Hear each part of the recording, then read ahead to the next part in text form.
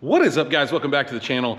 My name is Travis. Of course, you are watching TWA Motorsports, and in today's video we've got some new stuff for the Trans Am over here. Now, if you guys remember in the last video on this thing, got the torque arm assembled. We were able to go through the gears because I got that linkage, or well, I got a new shift cable, the second new shift cable, actually the third new shift cable.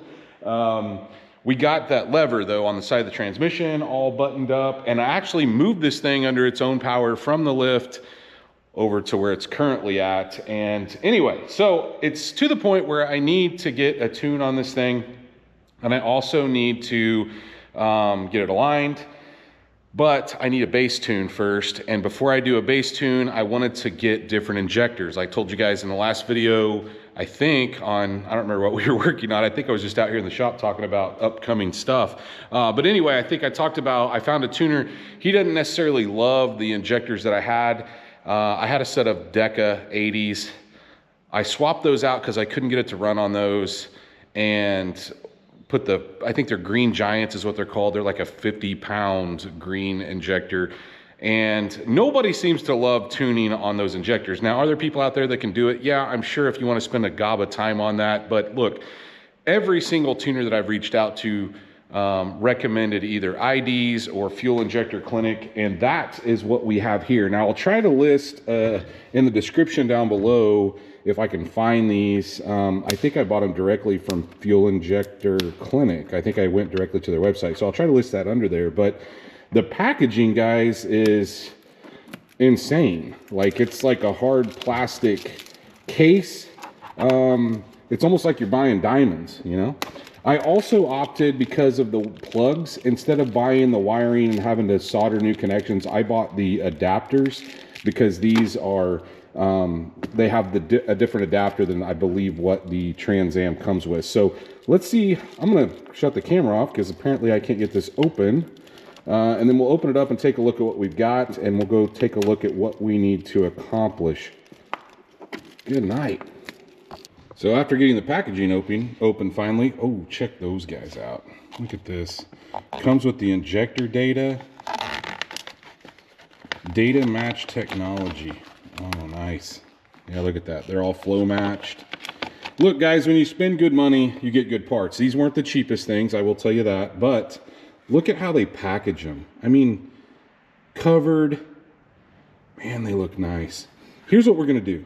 Let's go over to the Trans Am and let's see what needs to be done.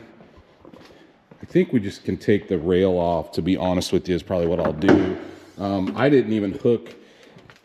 There's a hook that normally is in place here. You can see what I'm talking about when I say Green Giants, but they make a tool here for taking this out. So what I'm going to do, I think I'll be able to just grab a flat blade screwdriver, open up these loom pieces here, get those out of the way. Then we will push the way these things work. So if you push right here on that little clip, you can lift up. Probably have to do it with two hands. But if you push in the middle of that clip on the back here, then they'll lift right up and get out of the way. And then sometimes make sure that your little piece is inside there. That piece of rubber kind of keeps, it's like a weather pack connection. So we'll get these all unplugged. Like I said, I'm gonna have to open up the loom on both sides, and then we'll see if we can take the 10 millimeters loose. There's 4 of them. You can see one here, there, and then 2 back in the back. Once we, actually, I'll have to take, there's a nut on this one that holds the throttle cable. I'll have to take loose. But then once we get that loose, I'll bring you back over here, and hopefully we can just kind of wiggle it back and forth and get it out. You can see that I took a pick, opened up all those channels, and we now have everything loose. But as far as this guy goes, I also unhooked the throttle cables because I think they were going to get in the way. But this little tool here, this little plastic tool, slides in here. And sometimes it's going to take me 2 hands probably, but it slides around this rail and it goes in and unlocks. It basically presses this together. We're going to press it into this metal line, get this unhooked, and then I like to put a towel down there to kind of catch some of the gas. Some people like to open the Schrader valve, and you can do that if you want, but it doesn't spray that much gas. so it's not that big a deal to me. But I'm gonna go ahead and get this unhooked. Maybe I can do it with one hand. Nope. I'm gonna have to have two hands to push on it. Push with one and pull with the other, get that loose, and then I'll worry about getting the 10 millimeters out that hold the actual rail in. Another thing that may come in handy is a magnet, because like I said, there's a nut on the top. See how these are studs? There's a nut on the top of that back end that holds the throttle cable. You can see it there. So we'll have to get that nut off, but then sometimes it likes to fall in. So if you got a magnet, that would definitely help things. See if we can get this to reach in there.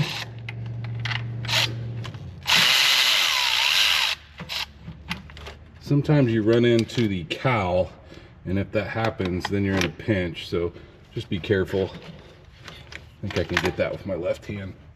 Now here's the part where if your engine's gross, take some time, vacuum it off, but just gradually pull. You can see we've already got this side mostly out. I will say you gotta take your cables, your throttle cables out of there, by the way. Got it. Okay, now just need two hands to sneak it out from under the dipstick tube for the transmission. Get it out here over on the bench. Another thing I do is kind of dump it out because you're gonna have excess, see that fuel? It'll just make your job way less messy if you try to dump out the insert there that we unhooked. May have to do it a couple times. The more we get out, the less we're gonna have on us. Now these things are pretty simple to swap out, and when I say pretty simple, if you get right here, there's just a little clip on the bottom that you can push off, just like that. Watch it shoot across the room like mine did. Normally I do this with two hands, and then you can gradually walk this out. You want to make sure that you get obviously you want to make sure that all of these are here. If you are taking old ones out, you know, I'm probably going to keep these around. I may end up selling them, but I'm going to walk these out, and then we'll open up our new ones and get them installed with a little bit of, I generally use some Vaseline on the seals just to kind of soften them up and make sure that they go in well. So I got all four of those out, got the new one here. What I will tell you is there are two little clip openings. You can see them right there. See that right below the blue there, the opening? That is where your clip is supposed to sit. So when you put those in there, you need to make sure that the upper part of your clip, so this piece right here, fits in that channel. Otherwise they'll come out. These, by the way, are 1000cc injectors. So if you were wondering, like, what did Travis go with? Well, I wanted to get something that I could grow with. So this is what I chose.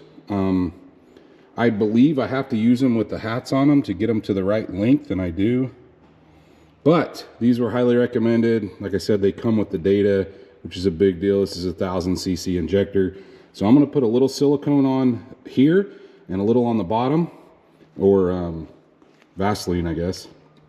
And we'll get it seated in here and see if we can get the clip on. So because these injectors are manufactured with this hat on them, you don't have the ability to use the retainer clip. Now, if you'll notice, the aftermarket rails don't even have these little clips, so we won't be using those, which is really odd to me. But that is the process here. I've double checked it with a couple people that know way more than me. And so the only reason they put those in is so they don't fall out. Once they're actually bolted into place, they're not going anywhere. So we'll just double and triple check for leaks. So what I'm gonna do, I'll go ahead and put these in off camera, all 8 of them. And then we will grab these. I kind of like to look at these and see how these are placed, but I'd like to have it bolted in before I go, you know, trying to install a clip. I guess I can go ahead and put them on here, and then, but I don't want to try plugging these in until the rail's actually seated, so we don't risk, you know, jacking up any of our seals here. Those look rather old, to be honest with you, but I'm going to put those back in the old package. Like I said, I don't know if I'll sell them or I'll keep them for down the road. We'll see. Now, I may be making a mistake here, but I'm going to go ahead and snap the clips on. They have a couple options. You can buy the pigtails and solder everything, but I didn't want to do that. So what I'm going to do is I'm going to connect these clips, if I can figure out how they go. I think it's like this. Yeah, it's like that. I'm gonna probably have to use 2 hands, it looks like. But anyway, these snap onto the injector. Yeah, okay. And like I said, I think I'm gonna put them on beforehand so we make sure we get a good positive click, and then once I get it bolted down, then we'll worry about doing the rest. But not too bad installing these. I guess I'm so used to using these clips that it had me a little nervous, but then when I got to looking at the aftermarket rails, they don't even use clips. So I feel better about it after seeing that. And like I said, talking to a couple buddies. So let me get all 8 of these. If you choose to solder them, that's just a little more work that you're gonna have to do under the hood. But I'm gonna plug these in. I think they were like an extra 20, well, maybe they were 60 bucks, but they seem to be pretty good quality. And we'll get these all snapped in and we'll go back together, hopefully. We are ready to rock and roll. Like I said, I've got all the bottom. I put a little Vaseline on the bottom too, so they, you know, they kind of slide in nice and easy, but don't force it, okay? Just gradually work it back and forth until they snap nice and close. If they want to bend a little bit, that's okay. Just lift it up. Don't put a bunch of pressure on it. And then obviously make sure that this goes out on the same end that it was before. It should kind of line up and naturally want to set in that place. But I'm going to go over there and see if we can get her put in. The only issue I had going in was the dipstick tube for the transmission kind of hit here, but it lifts up a little bit, able to clear it, and everything went in nice and smooth. Set in just like the factory. I have no weird movement. All the seals went in nice. It's got a little more play in it than the factory because those do move around a little bit, but now I've got the bolts started, as you can see, and I think they're 44 inch-pounds, but I'm gonna go check. We're gonna get those torqued down, and then all we have to do is start plugging in our injectors, and they are just plug and play. I love it, love it. One thing I didn't talk to you about, obviously don't forget to put your cable holder back over there like we had it, but make sure these are open before you put it back in, especially in the back. It just makes your life easier than having to reach back and unplug them. This is why you double check. 89 inch-pounds. Man, was I off. Okay, hopefully none of you guys torqued yours down before listening to that part. I'm gonna get the cable holder in. This doesn't really matter. I just snug that down. And then we just gotta plug everything back together. Well, it's that simple. We've got everything. Let me turn my light on here. Everything back together. I had to move the plugs. These are a little longer now because of the extension harnesses. So if you're in a tight space, but they all plugged in nice. I'm pretty happy with them. I'm gonna, you know, keep a pretty close eye on it. So at this point, I've got to get a tune because this thing will not run worth a crap with these new injectors in it. Way different data. But like I said, the cool thing about these is they're all flow matched and they come with the data. And that is a tuner's dream when you have injector data and you're not guessing. It just works, makes things work a little faster.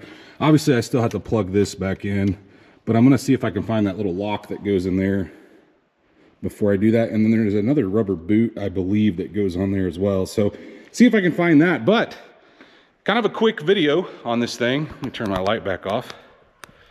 There we go. Oh, I've got a light on the top of my camera now, which really helps as far as like trying to hold a light while I'm doing stuff. But anyway, got that addressed. So I'm gonna send a stock file off to the tuner. He's got a list of all the stuff that I've got done. So now I'm hoping to get a bass tune. Once I get that bass tune back, I will drop that in, show you guys that process. You've seen me do it before, but I want to show you kind of a first startup. Maybe he can get it kind of dialed in initially, and then we were going to get it aligned. Then we can start the tuning process, and then we can put the front bumper back on. We can get this thing on the road, which is exciting. It's been so long, guys. But if you did enjoy this video, please, like always, smash that thumbs up button. Guys, if you are not subscribed, go down, hit that subscribe. Of course, like always, ring that bell notification. That will notify you every single time we drop a new video on this or anything else. And stay tuned to see what happens with this thing next.